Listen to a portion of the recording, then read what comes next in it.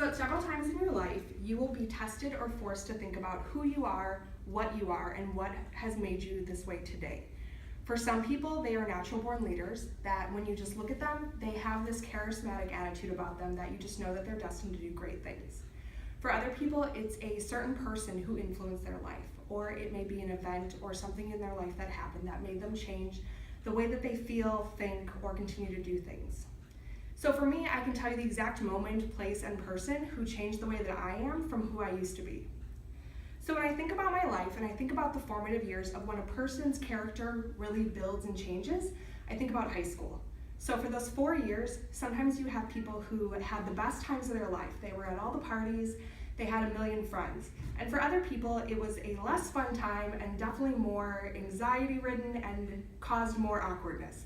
And for me, that was me. For that time, that was me. I was very timid in high school and very shy, painfully shy, which a lot of people don't believe. And I really became, friends with the popular group, but never really considered myself one of them. I always kind of stayed in their shadows, and I did everything I could to stay out of the spotlight and to go unnoticed. So I went back to 3 people who I was friends with in high school and asked them to give me 3 terms that they would use to describe me back then. And all 3 of them gave me the same 3 terms, and it was caring, loving, and loyal.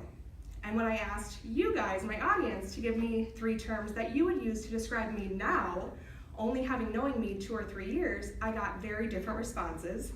And those were outgoing, outspoken, opinionated, and motivated, driven, strong, terms like that.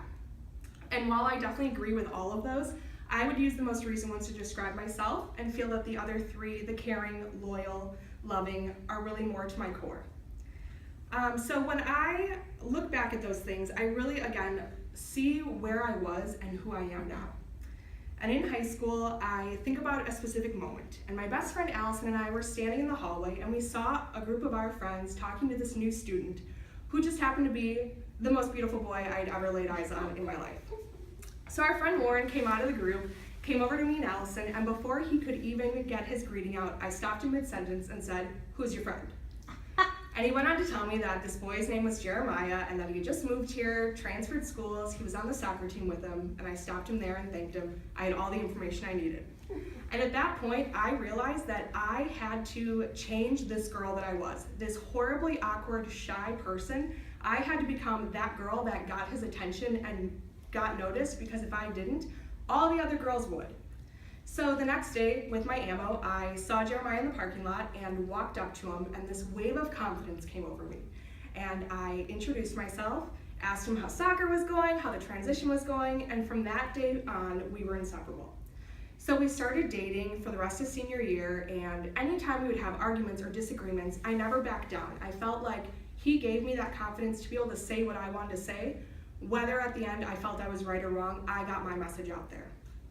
So after that, at graduation, we went our separate ways, and I really don't know what became of Jeremiah. I don't know what he's done with his life or how I had any impact on him, but I know what impact he had on mine and what I've done with my life. And those are things that I'm very proud of. I'm proud of the friends that I keep now, the career that I have, and I do owe that to him. So I ask you,